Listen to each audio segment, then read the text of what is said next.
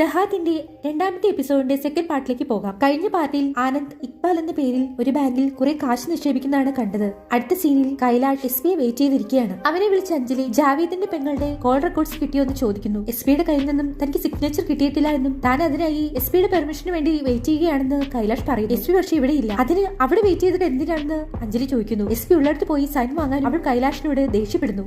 ഈ സമയം S P ഒരു മീറ്റിംഗിലാണ്. കൈലാഷ് അവിടെ ചെന്ന് എസ് പിയുടെ കയ്യിൽ നിന്ന് സിഗ്നേച്ചർ വാങ്ങുന്നു. ഈ സമയം അഞ്ജലിക്ക് IT സെല്ലിൽ നിന്നും ഒരു കോൾ വരുന്നു. കൃഷ്ണയുടെ ഫോൺ കഴിഞ്ഞ 2 മാസമായി രാജസ്ഥാനിലെ പല പല സ്ഥലങ്ങളിൽ നിന്ന് സ്വിച്ച് ഓൺ ആയിട്ടുണ്ടെന്ന് വിളിച്ചയാൾ പറയുന്നു. 4 ആഴ്ച മുമ്പ് ബിൽവാര എന്ന് പറയുന്ന ഒരു സ്ഥലത്ത് നിന്ന് സ്വിച്ച് ഓൺ ആയിട്ടുണ്ട്. ഈ നമ്പർ രാജസ്ഥാൻ മുഴുവൻ ചുറ്റുകയാണെന്ന് തോന്നുമെന്നും അയാൾ പറയുന്നു. പക്ഷേ കഴിഞ്ഞ കുറച്ച് നാളുകളായി ഫോൺ സ്വിച്ച് ഓഫ് ആണ്. എന്തായാലും ആ സ്വിച്ച് ഓൺ ആയ സ്ഥലങ്ങളുടെ ലൊക്കേഷനുകൾ തനിക്ക് അയച്ചു തരാൻ അഞ്ജലി പറയുന്നു. ആ കിട്ടിയ ലൊക്കേഷനുകളിലെ ലോഡ്ജുകളിൽ അഞ്ജലി പോയി അന്വേഷിക്കുന്നു. അവൾ കൃഷ്ണയുടെ ഫോട്ടോ കാണിച്ചിട്ടാണ് ഈ പെൺകുട്ടിയെ കണ്ടിട്ടുണ്ടോ എന്ന് അവരോട് തിരക്കുന്നത്. പക്ഷെ ആരും തന്നെ കൃഷ്ണയെ കണ്ടിട്ടില്ല എന്നാണ് പറയുന്നത്. അവൾ നിരാശയായി തിരിച്ചു പോകുന്നു. അടുത്ത സീനിൽ ദേവ്ലാലിനെയാണ് കാണിക്കുന്നത്. ദേവ്ലാലിന്റെ ഭാര്യ എന്തോ വായിച്ചുകൊണ്ടിരിക്കുകയാണ്. നീ എന്താ വായിക്കുന്നതെന്ന് ദേവ്ലാൽ ചോദിക്കുന്നു. അവൾ വാരികയിൽ വന്ന കട്ട്ലറ്റിന്റെ റെസിപ്പി വായിക്കുകയാണ്. താനത് നാളെ ഉണ്ടാക്കി തരാമെന്ന് ദേവ്ലാലിനോട് അവൾ പറയുന്നു. ദേവ്ലാൽ അവളുടെ അടുത്ത് സ്നേഹത്തോടെ ചെല്ലുന്നുണ്ട്.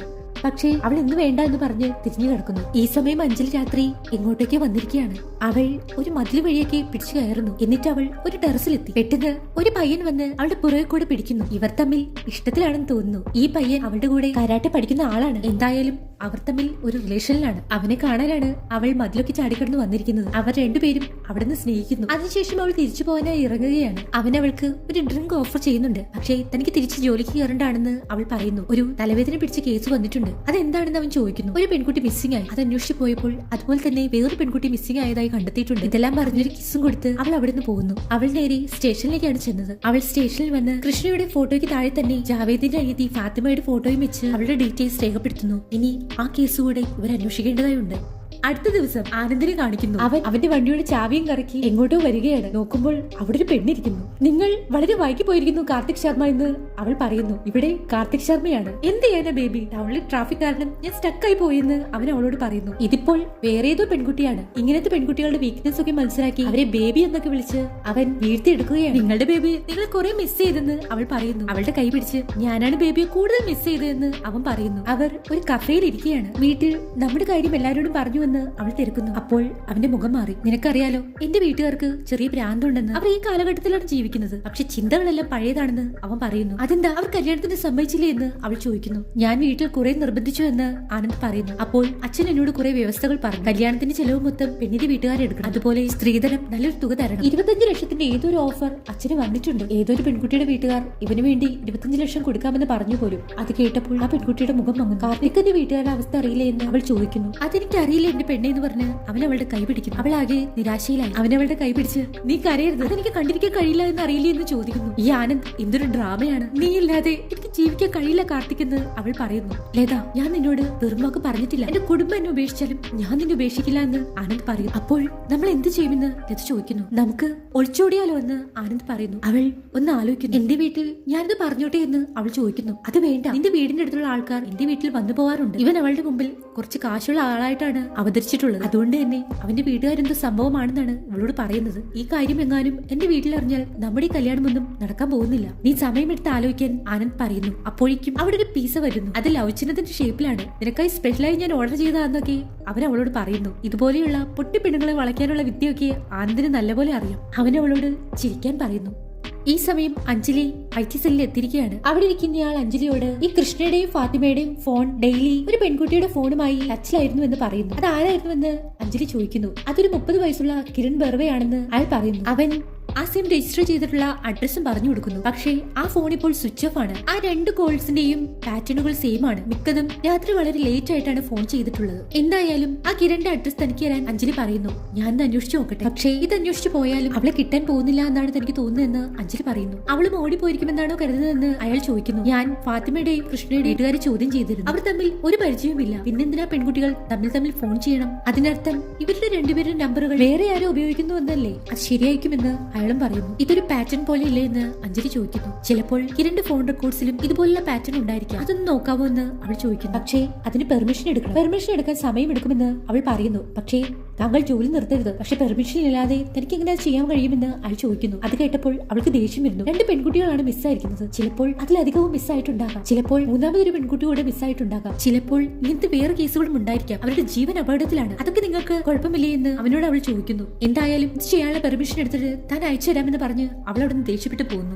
ഈ സമയം അവിടെ ഇരിക്കുന്ന വേറൊരാൾ ഇയാളോട് സൂക്ഷിച്ചിരുന്നു എന്ന് പറയുന്നു. അഞ്ജലിയുടെ കൂടെ കഴിഞ്ഞ കൊല്ലം ഞാനൊരു കേസിലുണ്ടായിരുന്നു, അവർ ശരിക്കും ഒരു ഹണ്ടറിനെ പോലെയാണ്. അഞ്ജലി എഫിഷ്യന്റ് ആയിട്ടുള്ള ഒരു ഓഫീസർ ആണെന്നാണ് അയാൾ ഉദ്ദേശിക്കുന്നത്. അയാൾക്കിനി തിന്നേരിയാൻ സമയം കിട്ടില്ലെന്നും അതിനർത്ഥമുണ്ട്.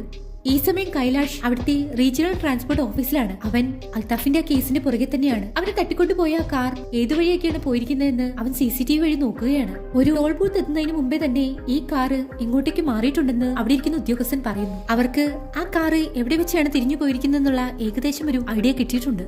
ഈ സമയം അഞ്ജലി SP-യുടെ ഓഫീസിൽ എത്തിയിരിക്കുകയാണ്. കിരണിന്റെ ഫോൺ റെക്കോർഡ്സ് പരിശോധിക്കാനുള്ള പെർമിഷൻ എടുക്കണം. അവളെ അകത്തേക്ക് കയറ്റിവിടാൻ SP പറയുന്നു. ഈ അഞ്ജലി ഒരു സുന്ദരി ആയതുകൊണ്ട് തന്നെ SP-ക്ക് എന്തൊരു ഇളക്കം. അയാൾ ഉടനെ തന്നെ അയാളുടെ മുടിയൊക്കെ ചീകി വൃത്തിയാക്കുന്നു. അവളോട് SP ഇരിക്കാൻ പറയുന്നുണ്ടെങ്കിലും അവൾ ഇരിക്കുന്നില്ല. അവൾ ഒപ്പിടേണ്ട ഫയൽ SP-യുടെ മുമ്പിലേക്ക് വെച്ചു കൊടുക്കുന്നു. അവളോട് വീണ്ടും ഇരിക്കാൻ പറയുന്നുണ്ട് SP, പക്ഷേ അവളത് അനുസരിക്കുന്നില്ല. നിങ്ങൾ ആദ്യം നിങ്ങളുടെ സീനിയർ ഓഫീസറുടെ ഓർഡർ അനുസരിക്കാൻ പഠിക്കാൻ അവളോട് SP പറയുന്നു. അവൾ അവിടെയുള്ള കസേരയിൽ ഇരിക്കുന്നു. അത് കണ്ടപ്പോൾ SP-ക്ക് സന്തോഷമായി. എന്നിട്ട് SP അവളോട് പഞ്ചാര അടിക്കാൻ തുടങ്ങി. ഞാൻ എനിക്കൊരു സ്പെഷ്യൽ ചായ വരുത്തിക്കട്ടെ എന്ന് പറയുന്നു. അവൾ വേണ്ട എന്ന് പറയുന്നു. പക്ഷേ SP നിർബന്ധിക്കുകയാണ്. എനിക്ക് ആ കാണാതായ പെൺകുട്ടികളെ കുറിച്ചുള്ള ഒരു ലീഡ് കിട്ടിയിട്ടുണ്ട്, അതുമായി ബന്ധപ്പെട്ട് അന്വേഷിക്കാൻ പോകേണ്ടതുണ്ടെന്ന് SP-യോട് അവൾ പറയുന്നു. അത് കേട്ടപ്പോൾ SP ഡ്യൂട്ടിയാണ് വളരെ പ്രധാനം, ചായ പിന്നെയാണെന്ന് പറഞ്ഞ് ആ ഫയൽ എടുത്ത് ഒപ്പിട്ട് കൊടുക്കുന്നു. അവൾ ആ ഫയലും വാങ്ങി സല്യൂട്ട് അടിച്ച് അവിടുന്ന് തിരിച്ചു പോകുന്നു. SP അവളെ തന്നെ നോക്കിയിരിക്കുന്നുണ്ട്.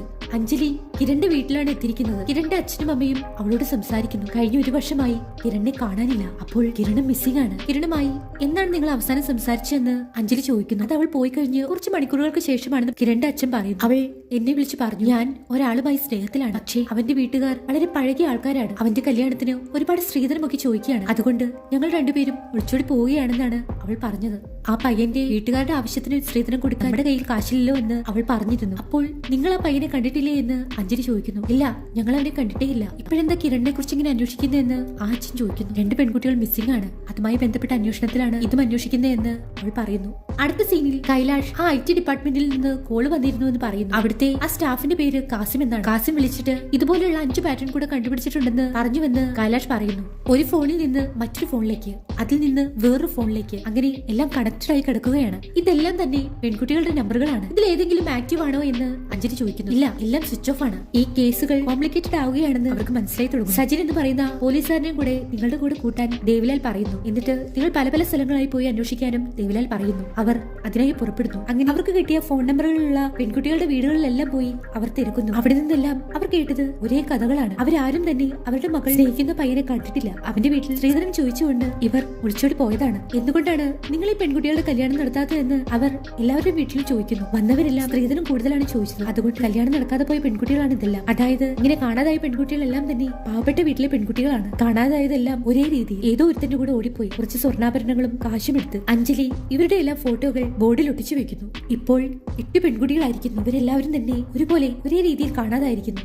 അഞ്ജലി ഡ്യൂട്ടി കഴിഞ്ഞ് വീട്ടിലെത്തി. അവൾ ആകെ ടയേർഡാണ്. അവിടെ അവളുടെ അമ്മയെ കാണാനില്ല. അവൾ അവിടെയെല്ലാം നോക്കുന്നുണ്ട്. അമ്മയുടെ ബെഡ്റൂമിൽ അവൾ പോയി നോക്കി. അമ്മയെന്ന് അവൾ വിളിച്ചു നോക്കുന്നുണ്ട്. പെട്ടെന്ന് അടുത്തുള്ള മുറിയിൽ നിന്ന് അവൾ എന്തോ ശബ്ദം കേൾക്കുന്നു. അവൾ പതിയെ അങ്ങോട്ടേക്ക് പോയി നോക്കുന്നു. പെട്ടെന്ന് ആ ഡോർ തുറന്ന് അവിടെ കൃഷ്ണൻ നിൽക്കുന്നതായി കാണിക്കുന്നു. ഈ ഒരു സീനോടെ ദഹാദിന്റെ 2ാമത്തെ എപ്പിസോഡിന്റെ 2ാമത്തെ പാർട്ട് അവസാനിക്കുകയാണ്. അടുത്ത പാർട്ടുമായി നമുക്ക് വീണ്ടും കാണാം. ബൈ.